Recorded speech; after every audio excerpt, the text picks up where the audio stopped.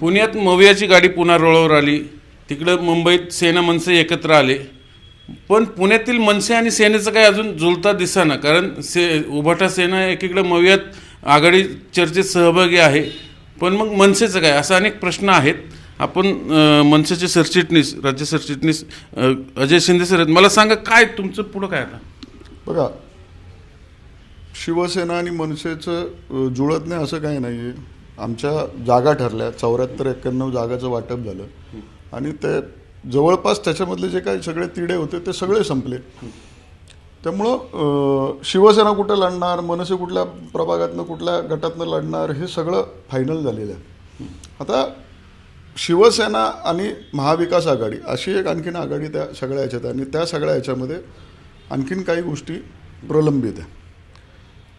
शिवसेना आणि मनसे अशी युती आहे, शिवसेना आणि काँग्रेस अशी युती नाही. आम्ही त्या युतीला इच्छुक नाही. तो महाविकास आघाडीचा विषय आहे. त्यांनी काय आघाडी करावी आणि त्या आघाडीत मनसेला कसं सामावून घ्यायचं तो त्यांचा विषय आहे. परंतु शिवसेना आणि मनसे ह्यांच्यातल्या जागा वाटप पूर्ण झालेल्या आहेत आणि एक दिलाने आम्ही काम करतोय.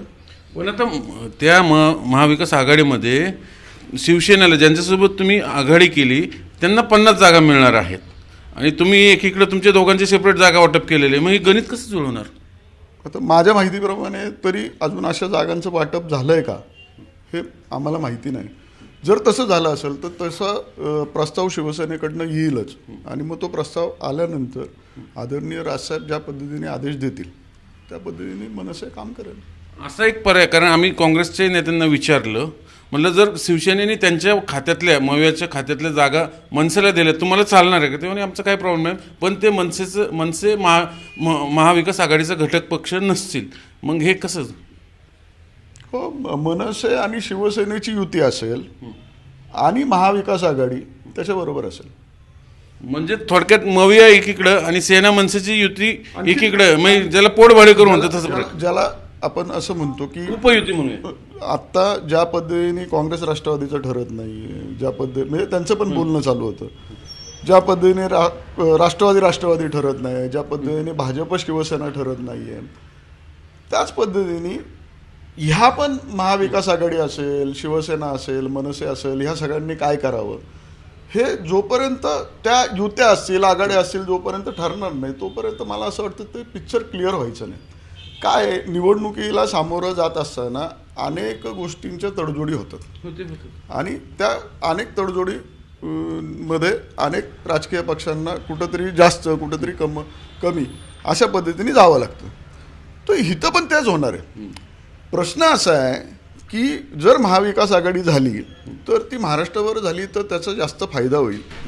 ती एका ठिकाणी एक पक्ष बरोबर आहे, एका ठिकाणी तो पक्ष बरोबर नाही, दुसऱ्या शहरात तो पक्ष आणखीन तिसराच बरोबर आहे, असं जर झालं तर निवडणुकीला सामोरं जात असताना थोड्या ज्या काही अडचणी येऊ शकतात त्या मनसेने लक्षात आणून दिलेल्या आहेत. मग आता मनसे नेमकं किती जागा लढणार? आम्ही 74 जागा फायनल केलेल्या आहेत.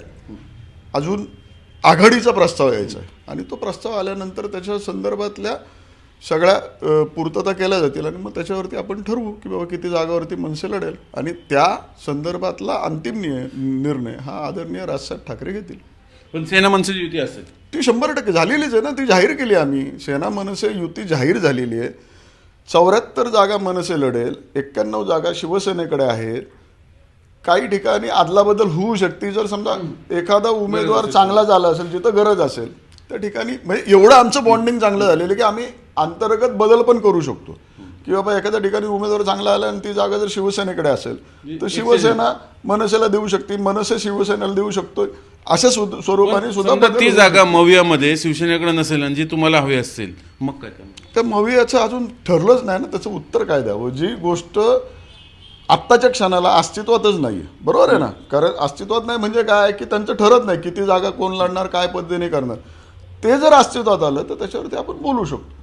तर हे होते मनसेचे राज्य सरचिटणीस अजय शिंदे सर. यांनी सांगितलं की आमची सेना आणि मनसेची युती पक्की ठरलेली आहे. आता मवियात त्यांचं कसं जागा वाटप होतं नंतर मग आम्ही आमचं पुन्हा एकत्र बसून आमचा वेगळा प्रस्ताव देऊ. पण सध्या तरी त्यांनी 74 जागांवर पुणे मनपात लढायची तयारी ठेवलेली आहे.